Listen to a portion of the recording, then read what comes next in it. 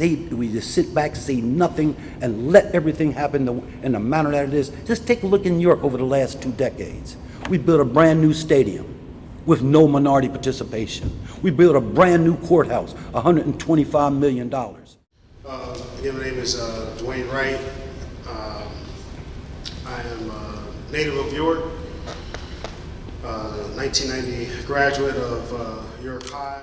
This afternoon we had a panel discussion presentation up at the high school where this all took place. 1968, the day after Dr. King was assassinated, they had a walkout. Now, it was sort of very fitting that the walkout that the students had at York High, March 14th, was National Walkout Day in response to the shooting down in Parkland, Florida, as well as the National March for Our Lives they had down in Washington. And I said, wow, these students, our current students at York High, are engaged. They're aware of what's going on and they're taking a stand. So I was watching some things on Facebook, and they had their march on the 14th when they walked out of school, and they had a little program out on the park, and the officer, Officer Muldrow, said, this is the first time, he was congratulating the students, this is the first time, York High students ever walked out. In my mind, I'm like, man, this guy doesn't know his history. And I said, and that sort of lit a fire in me. He said, we definitely need to bring this to the forefront. And it's 50 years, and I said, man, and I've gone, I lived in Georgia, Florida, Cleveland, West Virginia, and I'm sort of home right now. And I said I wanted to encourage the school, the city, to recognize the people who made an impact. Made an impact on me, made an impact on the school system, the city itself, and we had this little celebration this afternoon. And I talked to Brother Drayton about doing the program here for several reasons. To open up to the community, but I was telling him that many of the participants were CA kids, grew up in the CA, and the CA had an impact on their lives, taught them things, not only about themselves, about being proud of who they are, because they had some strong individuals that were leaders at the CA that influenced these folks. So I said it's sort of fitting that we sort of bring it back to the CA, where a number of these individuals sort of cut their teeth in their growing up. So I have a couple of slides I want to share with you, and then we'll have a discussion with folks here in the audience who participated, but also want to engage others who may have been from different classes, because we know that the 68 seniors were influenced by their siblings or their family members or friends from earlier classes, and they were also pushed by their underclassmen, friends and family members as well. So at this time, I would like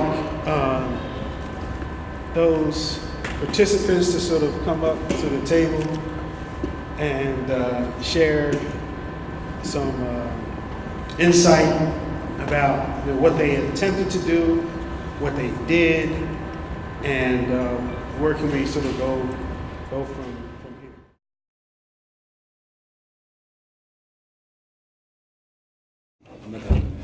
Take 50 years back every time I hear that. I know, cringe. I do too. 50 years, Bert. Can you believe that, man?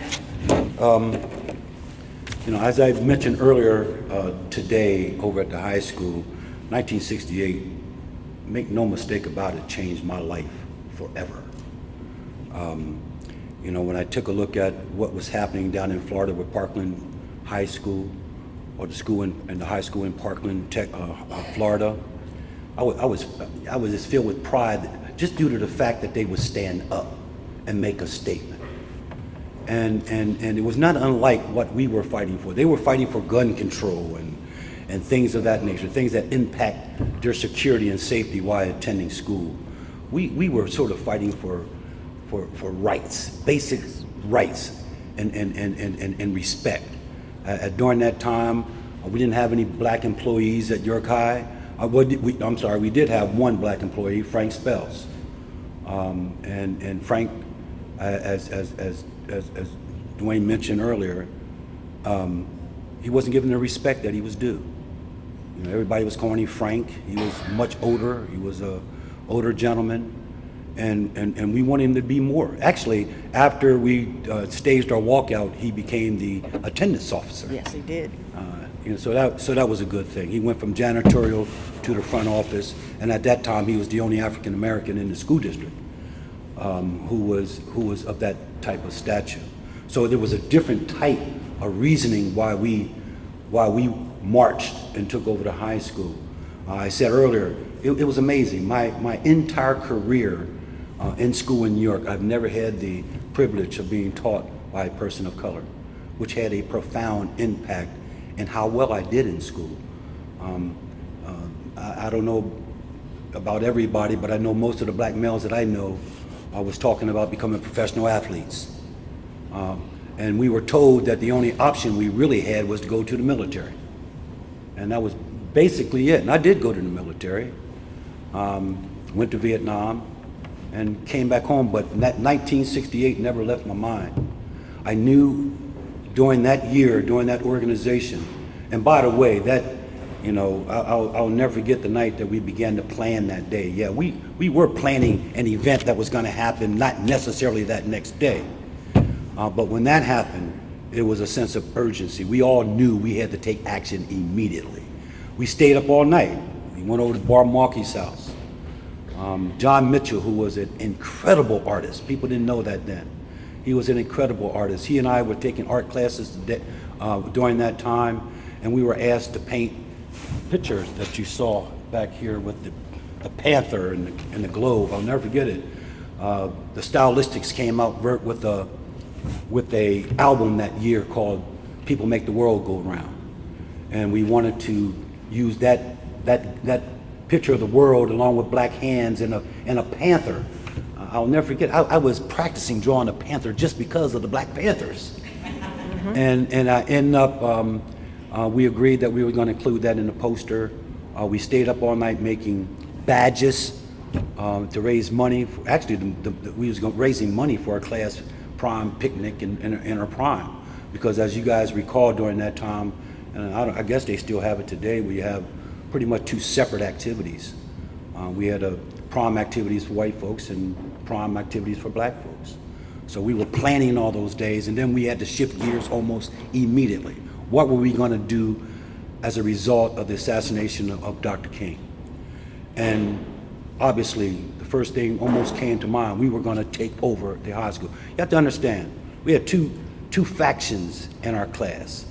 Notwithstanding the fact that we were extremely close, we were like brothers and sisters, every single one of us, notwithstanding the fact that we had different philosophies about how we should approach this. Obviously, we had a faction that was deeply involved with Malcolm X, and we had another faction that was deeply involved with Martin Luther King.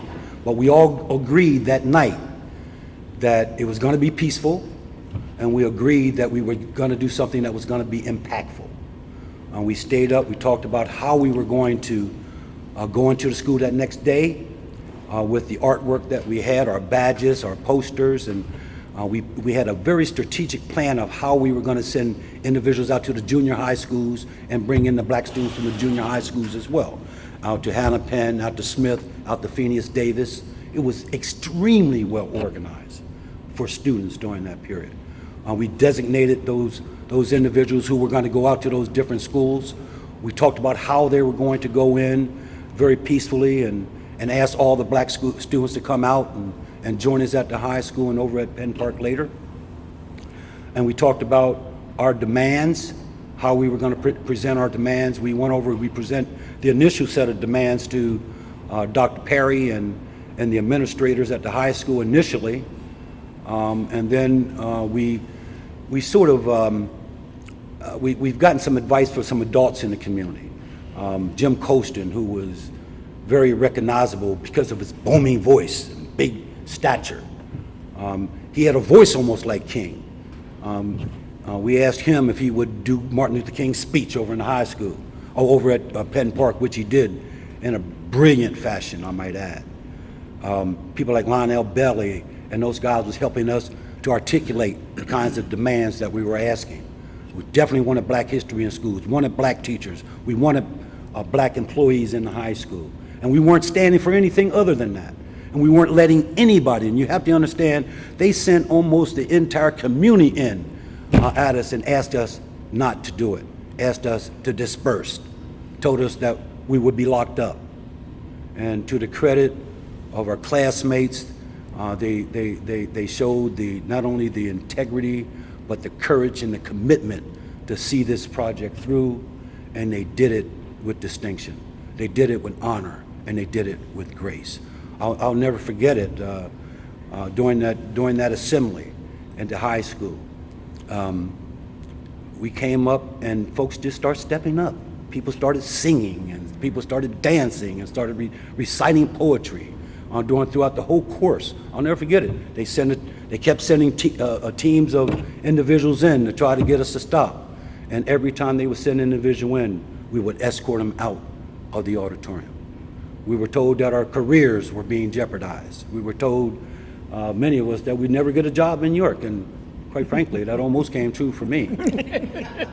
Since then, I've sought employment in Philadelphia and Washington. It seemed like it was easy for me to get a job in Philadelphia and in Washington and in Harrisburg, but very, very, very difficult to get gainful employment here in New York after that event. There was no doubt about it. Retaliation was real. Retaliation was extremely real. You guys know the climate in New York during the time, but it was nothing but the benefit of all of the classmates that was involved in this activity. And the thing about it wasn't one or two individuals, it was the entire class that made this possible and made it happen.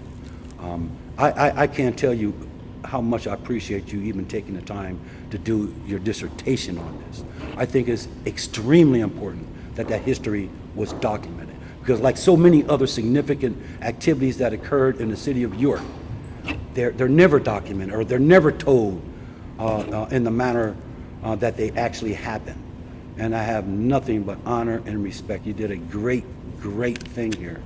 And I really hope that this kind of dialogue can continue, because at the end of the day, we said this earlier today. Imagine, Parent Mitchell told me this a long time ago.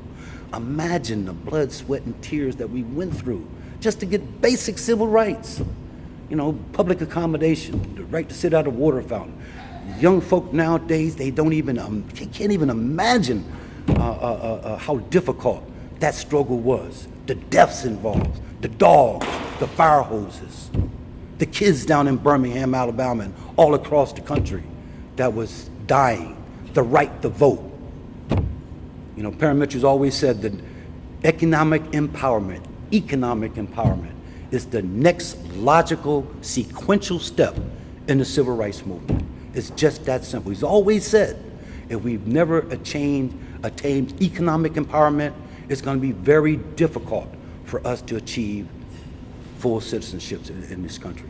And if you take a look at the economic conditions of particularly African Americans right now across the country, I was out in Erie doing some civil rights work in Erie recently.